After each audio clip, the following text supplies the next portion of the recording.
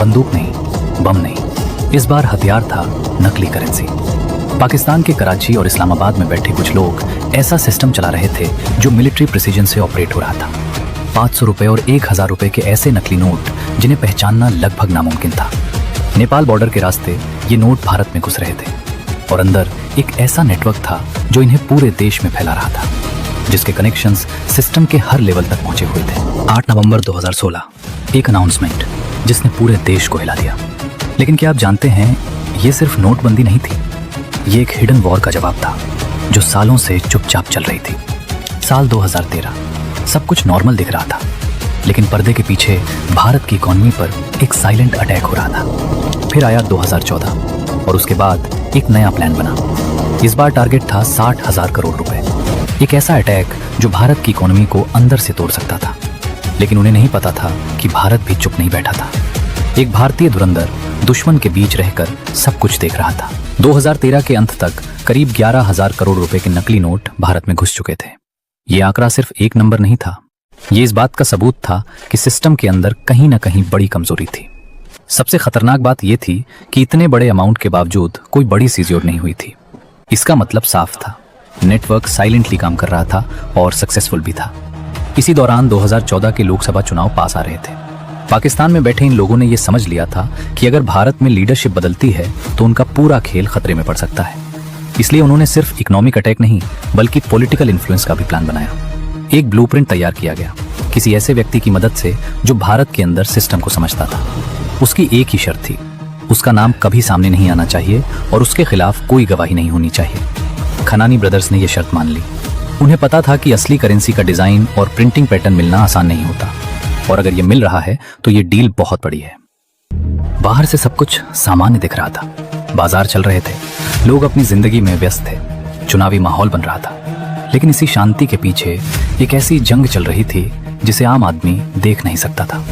ये जंग बंदूक या बम की नहीं थी, ये जंग थी अर्थव्यवस्था को अंदर से कमजोर करने की। और इस जंग का सबसे बड़ा हथियार था नकली भारतीय करेंसी। पाकिस्तान के कराची और इस्लामाबाद में बैठे कुछ नाम इस पूरे खेल को चला रहे थे। दाऊद इब्राहिम, मेजर इकबाल और खनानी ब्रदर्स। ये कोई छोटा मोटा गैंग नहीं था, बल्कि एक ऑर्गेनाइज सिस्टम था जिसमें प्लानिंग, एग्जीक्यूशन और डिस्ट्रीब्यूशन सब कुछ मिलिट्री प्रिसीजन के साथ हो रहा था। इस्लामाबाद के एक सुरक्षित लोकेशन पर हाई क्वालिटी प्रिंटिंग सेटअप तैयार किया गया था। वहां भारतीय 500 रुपए और 1000 रुपए के नोटों की ऐसी कॉपी बनाई जा रही थी जिसे पहचानना बेहद मुश्किल था। Paper texture, ink pattern, watermark, हर चीज पर महीनों रिसर्च किया गया था। धीरे धीरे ये नकली नोट नेपाल बॉर्डर के जरिए भारत में घुसने लगे।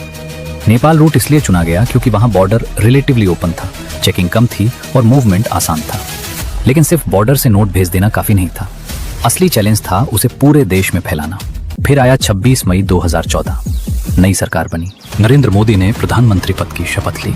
ये परिणाम उस पूरी प्लानिंग के खिलाफ गया जो पिछले कई सालों से बनाई जा रही थी। इस्लामाबाद के उस कमरे में जहां दाऊद इब्राहिम, मेजर इकबाल और खनानी ब्रदर्स बैठे थे, 11,000 करोड़ रुपए खर्च हो चुके थे। लेकिन उनका मकसद पूरा नहीं हुआ था। ये सिर्फ फाइनेंशियल लॉस नहीं था, बल्कि स्ट्रेटेजी की फेलियर थी। दाऊद ने पहली बार खुलकर अपनी नाराजगी जताई। हम गलत जगह इन्वेस्ट कर रहे थे और गलत लोगों पर भरोसा कर रहे थे। उसी रात एक नया फैसला लिया गया। अब सिर्फ नकली नोट भेजना काफी नहीं होगा। टारगेट सेट हुआ 60,000 करोड़ रुपए। ये अमाउंट सिर्फ बड़ा नहीं था, ये इतना बड़ा था कि अगर ये सफल हो जाता तो भारत की फाइनेंशियल स्टेबिलिटी को गंभीर नुकसान पहुंच सकता था। नेपाल बॉर्डर वही रहेगा, लेकिन एग्जीक्यूशन और ज्यादा सिक्योर होगा। यहीं से कहानी एक नए फेज में एंटर करती है। साल 2015 आते आते ये साफ होने लगा था कि जो कुछ 2013 और 2014 में शुरू हुआ था वो अब एक बड़े और खतरनाक रूप में सामने आने वाला है। पाकिस्तान के अंदर बैठे दाऊद इब्राहिम, मेजर इकबाल और खनानी ब्रदर्स अब पहले से ज्यादा सतर्क हो चुके थे। 11,000 करोड़ रुपए के नुकसान के बाद उन्होंने अपनी पूरी स्ट्रेटेजी को फिर से डिजाइन किया था। अब उनका मकसद सिर्फ पैसे भेजना नहीं था, बल्कि भारत की इंटरनल स्टेबिलिटी को सीधे निशाना बनाना था। इसी दौरान मेजर इकबाल ने एक अहम बात सामने रखी। उसने कहा कि अगर 2017 में उत्तर प्रदेश में राजनीतिक बदलाव हो गया तो हमारा पूरा नेटवर्क खत्म हो जाएगा। ये सिर्फ एक ग्राउंड रियलिटी पर बेस्ड एनालिसिस था, क्योंकि उत्तर प्रदेश ही वो जगह थी जहां से उनका डिस्ट्रीब्यूशन नेटवर्क ऑपरेट करता था और अतीक अहमद खान जैसे लोग उसी सिस्टम की बैकबोन थे। इसका मतलब साफ था, उनके पास समय बहुत कम था, इसलिए एक स्ट्रिक्ट टाइमलाइन बनाई गई। फैसला हुआ कि नवंबर 2016 से पहले 60,000 करोड़ रुपए की नकली करेंसी भारत में पहुंचा दी जाएगी। ये एक मैसिव ऑपरेशन था जिसके लिए हर लेवल पर तैयारी की जा रही थी, प्रिंटिंग, पैकेजिंग, ट्रांसपोर्टेशन और डिस्ट्रीब्यूशन। उधर भारत में हालात तेजी से बदल रहे थे। सितंबर 2016 में उरी हमला हुआ जिसमें भारतीय सेना के जवान शहीद हुए। इसके जवाब में भारत ने सर्जिकल स्ट्राइक किया। ये एक टर्निंग पॉइंट था। पहली बार भारत ने ओपनली ये दिखाया कि वो सिर्फ डिफेंसिव नहीं बल्कि ऑफेंसिव एक्शन लेने के लिए भी तैयार है। इस घटना ने पाकिस्तान के अंदर बैठे प्लानर्स को अनईजी कर दिया था। उन्हें महसूस होने लगा था कि अब भारत की एजेंसीज पहले से ज्यादा अलर्ट हैं और रिस्पॉन्स भी ज्यादा अग्रेसिव हो सकता है। लेकिन इसके बावजूद उन्होंने अपने प्लान को रोकने के बजाय और तेज कर दिया। इसी दौरान कहानी में एक ऐसा किरदार सामने आता है जिसने इस पूरे खेल की दिशा बदल दी। मेजर शोभित शर्मा। मेजर शोभित शर्मा कोई आम इंटेलिजेंस ऑफिसर नहीं थे। वो कई सालों से पाकिस्तान में अंडरकवर रह रहे थे। उन्होंने अपनी पहचान पूरी तरह बदल ली थी। अपनी जिंदगी को उस तरह ढाल लिया था जैसे दुश्मन के बीच जीने के लिए जरूरी होता है। वो लियारी गैंग के अंदर तक घुस चुके थे और धीरे धीरे खनानी ब्रदर्स और मेजर इकबाल का भरोसा जीत चुके थे। उनकी सबसे बड़ी ताकत यही थी कि दुश्मन उन्हें अपना आदमी मानता था। एक दिन उन्होंने दिल्ली को एक क्रूशियल मैसेज भेजा। Pakistan is preparing to push 60,000 crore rupees fake currency into India. ये जानकारी जब राष्ट्रीय सुरक्षा सलाहकार अजीत डोभाल तक पहुंची तो उन्होंने तुरंत इसकी सीरियसनेस को समझ लिया। वो जानते थे कि ये सिर्फ स्मगलिंग नहीं है, ये एक प्लान्ड इकोनॉमिक अटैक है जो अगर सफल हो गया तो देश की फाइनेंशियल सिस्टम को हिला सकता है। उन्होंने बिना समय गवाए एक डायरेक्ट आदेश दिया, ये पता करो कि करेंसी छप चुकी है या अभी प्रोसेस में है। ये एक बहुत क्रिटिकल सवाल था क्योंकि अगर करेंसी अभी प्रिंट हो रही होती तो उसे सोर्स पर रोका जा सकता था, लेकिन अगर वो ऑलरेडी प्रिंट हो चुकी होती तो खतरा कई गुना बढ़ जाता। उधर पाकिस्तान में मेजर शोभित शर्मा ने अपनी अगली चाल चली। उन्होंने खनानी ब्रदर्स से कैजुअली बातचीत के दौरान ये बात उठाई कि नेपाल बॉर्डर अब पहले जितना सेफ नहीं रहा है। उन्होंने कहा कि इंडियन एजेंसीज वहां एक्टिव हो चुकी हैं और इतनी बड़ी खेप भेजना रिस्की हो सकता है। ये सुनकर खनानी कुछ पल के लिए सोच में पड़ गया। मेजर शोभित को असली स्थिति दिखाने का उसे एक सीक्रेट लोकेशन पर ले जाया गया। वो एक विशाल गोदाम था, इतना बड़ा कि अंदर खड़े होकर उसकी पूरी सीमा देखना मुश्किल था। वहां चारों तरफ बंडल के बंडल रखे हुए थे। हर बंडल में नकली भारतीय करेंसी थी, 500 रुपए और 1000 रुपए के नोट। सब कुछ परफेक्टली पैक था, लेबल्ड था और डिस्पैच के लिए रेडी था। ये कोई छोटी खेप नहीं थी, ये वही 60,000 करोड़ रुपए का हिस्सा था जिसके बारे में प्लान बनाया गया था।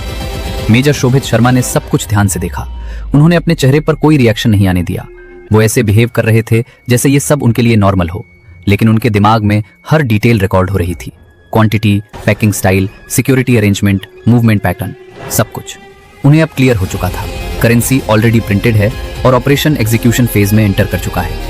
उधर दिल्ली में सिचुएशन तेजी से सीरियस होती जा रही थी। अजीत डोभाल ने तुरंत प्रधानमंत्री नरेंद्र मोदी से मुलाकात की। पीएमओ के कमरे में दोनों आमने सामने बैठे थे। डोभाल ने बिना घुमाए फिराए सीधा मुद्दा रखा, सर, ऑपरेशन भारत लागू करना जरूरी है। प्रधानमंत्री ने ध्यान से सुना। वो जानते थे कि डोभाल बिना रीजन के इतना बड़ा सुझाव नहीं देंगे, लेकिन वो ये भी समझ रहे थे कि इस ऑपरेशन का इम्पैक्ट सिर्फ दुश्मन तक सीमित नहीं रहेगा। अगर ये प्लान लागू किया गया तो देश के आम लोगों को भी परेशानी होगी, कैश फ्लो डिस्टर्ब होगा, बाजार में अनसर्टेनिटी आएगी और शॉर्ट टर्म में केओस की स्थिति बन सकती है। प्रधानमंत्री कुछ देर चुप रहे। 7 नवंबर 2016 की सुबह दिल्ली में माहौल सामान्य दिख रहा था, लेकिन अंदर ही अंदर सब कुछ तेजी से बदल रहा था। उसी सुबह मेजर शोभित शर्मा की तरफ से एक फाइनल कंफर्मेशन पहुंचती है। करेंसी पूरी तरह छप चुकी है और डिस्पैच 9 नवंबर को तय है। राष्ट्रीय सुरक्षा सलाहकार अजीत कुमार डोभाल ने यह खबर मिलते ही 1 सेकंड भी वेस्ट नहीं किया। उन्हें पता था कि अब रिएक्शन का समय नहीं है, ये एक्शन का समय है। उसी सुबह उन्होंने उत्तर प्रदेश के तत्कालीन पुलिस महानिदेशक से मुलाकात की। डोभाल ने सीधे एक लाइन में आदेश दिया, अतीक अहमद को तुरंत गिरफ्तार करना है। डीजीपी एक पल के लिए चुप रहे। उन्होंने धीरे से कहा, सर, अतीक का नेटवर्क बहुत बड़ा है। अगर हम बिना प्रॉपर प्लानिंग के एक्शन लेते हैं तो कम्युनल टेंशन या अनरेस्ट का खतरा हो सकता है। डोभाल ने उनकी बात ध्यान से सुनी, लेकिन उनका जवाब साफ था, ये देश की सुरक्षा का सवाल है। अगर अभी एक्शन नहीं लिया गया तो जो होगा वो किसी भी अनरेस्ट से बड़ा होगा। डीजीपी समझ गए कि ये कोई रूटीन अरेस्ट नहीं है। उन्होंने तुरंत स्पेशल टास्क फोर्स को एक्टिवेट करने का आदेश दिया। उसी दिन एसटीएफ के सीनियर ऑफिसर्स की एक क्लोज डोर ब्रीफिंग हुई। वहां सिर्फ इतना बताया गया कि टारगेट कौन है और अर्जेंसी कितनी है। बाकी details need to know basis पर रखी गई। सर्वेलेंस टीम्स को डिप्लॉय किया गया। अतीक अहमद खान की मूवमेंट को ट्रैक किया जाने लगा। उसके घर, उसके ठिकानों, उसके करीबी लोगों, सब पर नजर रखी जाने लगी। सबसे बड़ा चैलेंज ये था कि ऑपरेशन पूरी तरह सीक्रेट रहे। अगर स्लाइटेस्ट लीक भी होता तो अतीक अंडरग्राउंड हो सकता था और फिर उसे पकड़ना लगभग नामुमकिन हो जाता। उधर पाकिस्तान में एक बिल्कुल अलग ही सीन चल रहा था। इस्लामाबाद के उस गुप्त गोदाम में एक्टिविटी अपने पीक पर पहुंच चुकी थी। दर्जनों लोग एक साथ काम कर रहे थे। नकली नोटों के बंडल केयरफुली बॉक्सेस में पैक किए जा रहे थे। हर बंडल को इस तरह अरेंज किया जा रहा था कि ट्रांसपोर्टेशन के दौरान कोई शक ना हो। हर ट्रक को 2 लेयर्स में लोड किया जा रहा था, ऊपर सामान्य सामान, नीचे नकली करेंसी। ये पैकिंग इतनी केयरफुली की गई थी कि बॉर्डर चेकिंग के दौरान कुछ भी अनयूजुअल नजर ना आए। दाऊद खुद इस पूरी प्रोसेस पर नजर रखे हुए था। उसने खनानी को बुलाया और साफ शब्दों में कहा, इस बार कोई गलती नहीं होनी चाहिए। पिछली बार जो हुआ वो दोबारा नहीं होना चाहिए। खनानी ने सिर हिलाया।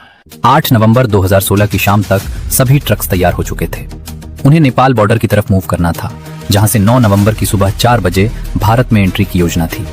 उधर भारत की तरफ उत्तर प्रदेश के तराई इलाके में अतीक अहमद खान के आदमी क्वाइटली पोजीशन ले चुके थे। उन्हें एग्जैक्ट टाइमिंग दी गई थी।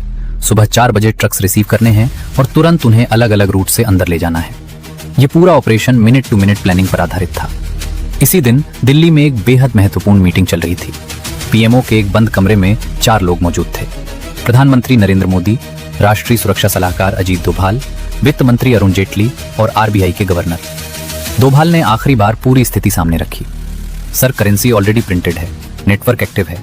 अगर ये पैसा अंदर आ गया तो इसे कंट्रोल करना बहुत मुश्किल हो जाएगा। प्रधानमंत्री मोदी चुपचाप सुनते रहे। उनके सामने एक ऐसा डिसीजन था जो देश के हर नागरिक को डायरेक्टली अफेक्ट करेगा। प्रधानमंत्री ने धीरे से सिर हिलाया। डिसीजन फाइनल हो चुका था। उसी समय उत्तर प्रदेश में एसटीएफ एक्शन में आ चुकी थी। प्लेन क्लोथ्स ऑफिसर्स ने केयरफुली मूव किया। लोकेशन कंफर्म होने के बाद ऑपरेशन एग्जीक्यूट किया गया। बिना किसी शोर शराबे के, बिना किसी पब्लिक डिस्टर्बेंस के अतीक अहमद को हिरासत में ले लिया गया। ये इस पूरे नेटवर्क पर पहला बड़ा वार था। 8 नवंबर 2016 की रात। दिन भर की हलचल के बाद अब वो समय आ चुका था जहां सब कुछ एक निर्णायक मोड़ लेने वाला था। भारत और पाकिस्तान दोनों तरफ अपने अपने स्तर पर तैयारियां पूरी हो चुकी थी। फर्क सिर्फ इतना था कि एक तरफ ये एक हिडन अटैक था और दूसरी तरफ एक साइलेंट काउंटर स्ट्राइक। इस्लामाबाद में उसी गुप्त लोकेशन पर माहौल असामान्य रूप से शांत था। दाऊद इब्राहिम, मेजर इकबाल, खनानी ब्रदर्स और उनके कुछ भरोसेमंद लोग एक कमरे में बैठे थे और सबकी नजर बार बार घड़ी की तरफ जा रही थी। बाहर खड़े ट्रक्स में 500 रुपए और 1000 रुपए के नकली नोट भरे हुए थे। हर ट्रक एक मिशन का हिस्सा था। हर बॉक्स के अंदर केयरफुली पैक्ड बंडल्स थे जिनकी वैल्यू करोड़ों में थी। ऊपर से देखने पर सब कुछ नॉर्मल माल जैसा दिख रहा था। कहीं इलेक्ट्रॉनिक्स का लेबल, कहीं कपड़ों का, कहीं जनरल सामान का। लेकिन अंदर जो था वो भारत की इकोनॉमी को हिला सकता था। नेपाल बॉर्डर के पास भी सब तैयार था। उत्तर प्रदेश के तराई इलाके में अतीक अहमद के आदमी अपनी पोजीशंस पर थे। उन्हें इंस्ट्रक्शंस क्लियर थे। जैसे ही ट्रक्स बॉर्डर क्रॉस करें तुरंत कंट्रोल लेना है और अलग अलग रूट से उन्हें अंदर ले जाना है। सब कुछ प्लान के मुताबिक चल रहा था, लेकिन उन्हें यह नहीं पता था कि इस बार खेल सिर्फ उनके हाथ में नहीं है।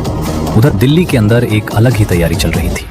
शाम होते होते प्रधानमंत्री नरेंद्र मोदी अपने ऑफिस में आखिरी ब्रीफ ले चुके थे। अजीत डोभाल ने फाइनल स्थिति साफ कर दी थी।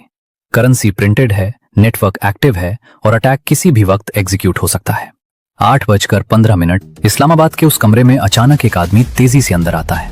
टीवी चलाइए अभी। कमरे में बैठे सभी लोग तुरंत स्क्रीन की तरफ मुड़े। टीवी पर भारत के प्रधानमंत्री नरेंद्र दामोदर दास मोदी लाइव आ चुके थे। कमरे में एकदम सन्नाटा हो गया। मोदी ने शांत और स्टेडी आवाज में बोलना शुरू किया। आज रात 12 बजे से 500 रुपए और 1000 रुपए के सभी नोट लीगल टेंडर नहीं रहेंगे। एक सेकंड के लिए किसी को समझ ही नहीं आया कि अभी क्या हुआ। फिर धीरे धीरे बात क्लियर होने लगी। कमरे में बैठे लोगों के चेहरे बदलने लगे। बाहर खड़े ट्रक्स जिनमें वही 500 रुपए और 1000 रुपए के नकली नोट भरे थे, एक ही पल में बेकार हो चुके थे। 60,000 करोड़ रुपए जिसके लिए सालों की प्लानिंग की गई थी, जो अब भारत में एंट्री करने वाला था, वो सब कागज बन चुका था। दाऊद इब्राहिम की नजरें स्क्रीन पर टिकी थीं, लेकिन उसके चेहरे पर गुस्सा साफ दिख रहा था। मेजर इकबाल समझ चुका था कि यह सिर्फ एक इकोनॉमिक डिसीजन नहीं था, यह एक परफेक्टली टाइम्ड काउंटर ऑपरेशन था। खनानी कुछ देर तक वहीं खड़ा रहा।